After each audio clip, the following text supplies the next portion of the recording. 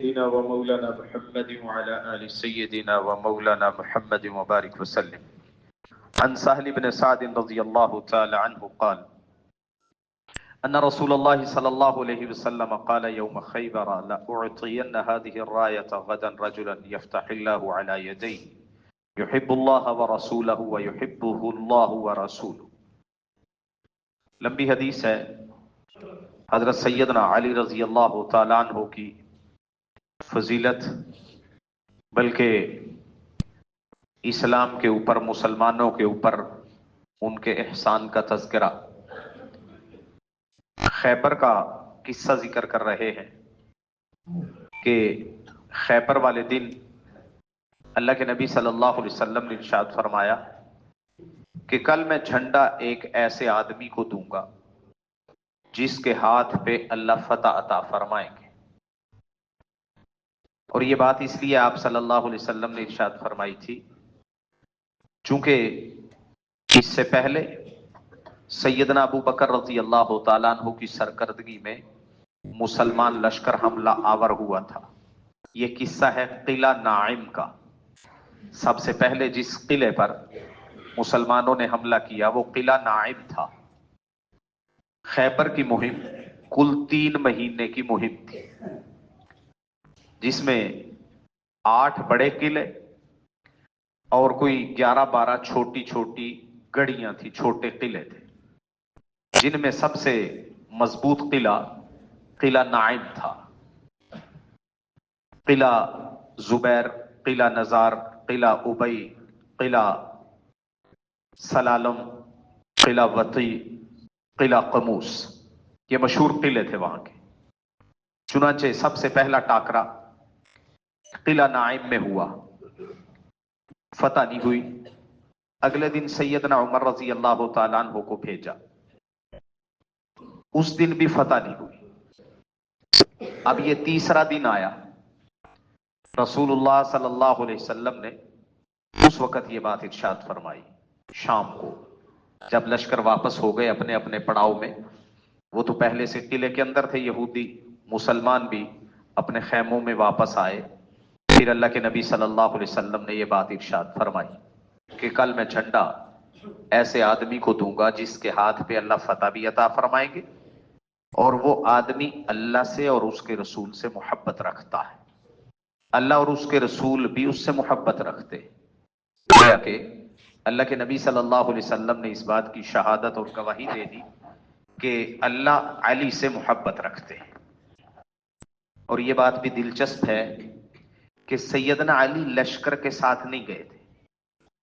جب خیبر لشکر گیا، سیدنا علی رضی اللہ تعالیٰ عنہ مدینے ہی میں رہ گئے تھے، کیونکہ ان کو آشوب چشم تھا.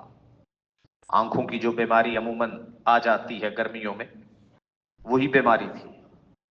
لیکن پھر خیال آیا کہ اللہ کے نبی تو اتنا مشقت والا سفر کر کے جائیں اور میں یہاں رہوں.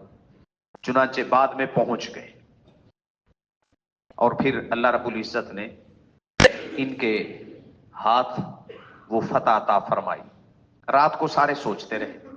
کئی صحابہ کہتے ہیں کہ نیند ہی نہ آئے کہ دیکھو اب کس کو پرچم ملے گا، کیونکہ اتنی خوشخبری بھی ہے، فتح بھی ہوگی، اللہ کی محبت بھی ہے.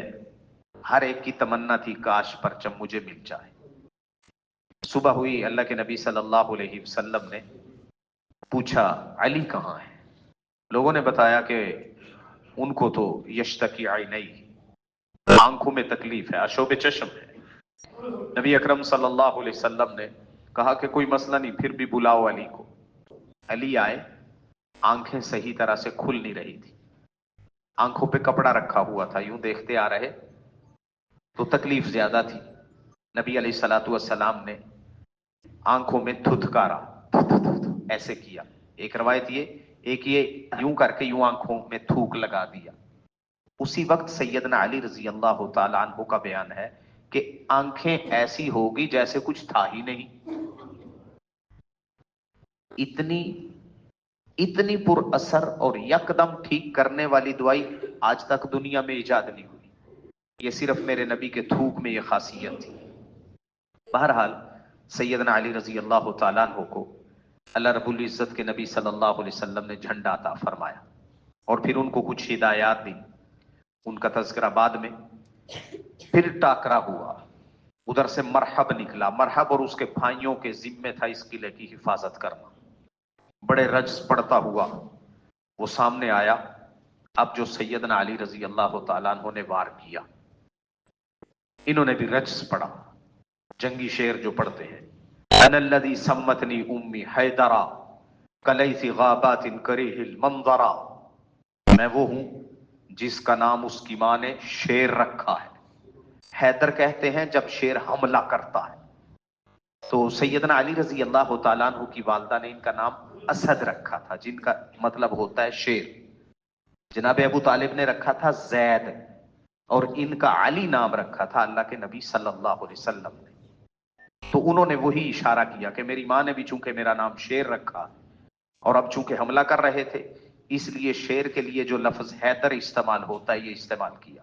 انا الذی سمتنی امی حیدرا کلیث غابات کریہ المنظرا، یہ کہا. اور پھر حملہ جو کیا، کیا عجیب حملہ تھا. لوہے کی ٹوپی تھی، خود جس کو کہتے ہیں، مرحب کے سر پہ. وہ کاٹتے ہوئے، اس کی کھوپڑی کو کاٹتے ہوئے سیدنا علی رضی اللہ تعالیٰ عنہ کی تلوار اس کی گردن تک آ گئی تھی. ایسے کاٹا سیدنا علی رضی اللہ تعالیٰ عنہ. بس پھر قلعے فتح پہ فتح ہوتے چلے گئے. پھر کسی جگہ اتنی رکاوٹ نہیں آئی. گویا کہ خیبر، اگر میں یوں کہوں کہ خیبر کی 3 مہینے کی مہم ساری کی ساری وہ سیدنا علی رضی اللہ تعالیٰ عنہ کی اس ایک ضرب کا صدقہ تھا. یقیناً یہ بات غلط نہیں ہوگی. اللہ نے ان کو روپ بھی ایسا ہی دیا تھا. چنانچہ پھر اللہ رب العزت نے اسی دن قلعہ نائم بھی فتح کروا دیا. اس کے بعد تو پھر دھڑا دھڑ باقی قلعے فتح ہوتے چلے گئے. اللہ رب العزت کروڑوں اربوں رحمتیں برکتیں نازل فرمائے سیدنا علی رضی اللہ تعالیٰ عنہ کی قبر پہ، اور ہمارے دلوں میں ان کی بھرپور محبت پیدا